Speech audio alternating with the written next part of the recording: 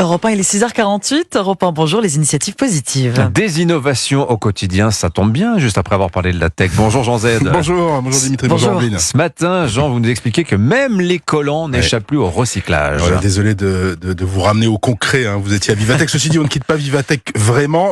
Il tenait bon, hein, ce collant en nylon, invention de l'américain Wallace Carothers en 1935, commercialisé en 1939 sous le nom de bas de soie synthétique. Un succès fulgurant malgré la légèreté de sa promesse, puisque l'argument de vente était qu'il n'était pas censé filer mon œil, j'ai envie de dire, hein, my foot. Et puis le vent de la sobriété du recyclage est passé par là. La start-up auxerroise e-collant rêve depuis 2019 en fait, de recycler les collants en nylon. La jeune société montrera l'état de sa recherche justement au salon Vivatech qui démarre aujourd'hui. Alors dites-nous, Jean, c'est si difficile que ça à recycler le nylon ? Oui, parce que ce nylon est composé pourtant de deux matières seulement. On peut se dire, ça va être facile, le polyamide d'un côté, le fil d'élastomère de l'autre. Deux matières qu'il faut séparer pour les recycler chacun de leur côté. Sauf qu'ils sont tissés de manière à ne faire qu'un.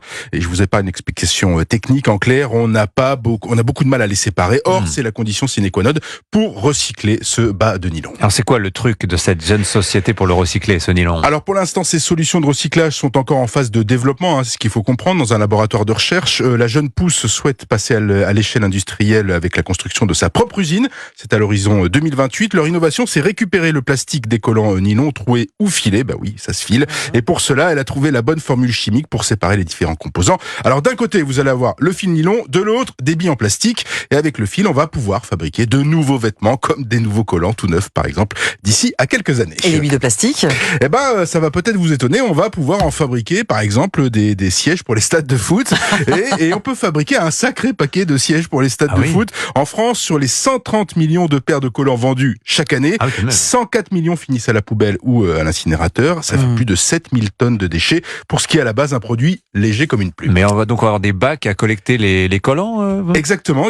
C'est ça fait partie de l'enjeu dans les années à venir pour e-collant, pour cette start-up, créer un réseau de collecte. Une des pistes serait de mettre des bacs dans les entreprises et les administrations, pourquoi pas. À côté des piles. Exactement, juste à côté des piles et du bac à carton. Mais on peut aussi trouver des relais dans les boutiques et les commerces. Ce sera peut-être un peu plus simple ou un peu plus intuitif, avec des collectes 2 à 3 fois par an. Pour l'instant, e-collant teste ces différentes solutions. Elle qui a déjà collecté quand même 10 tonnes de vieux collants en France depuis sa création. Pas mal pour une start-up, donc à découvrir à Vivatech cette semaine. Voilà, mesdames, ne jetez plus vos collants à la poubelle, mettez-les dans un coin en attendant le bac à côté du bac à piles. Les initiatives positives. Merci beaucoup, Jean Z. À demain sur Europe 1.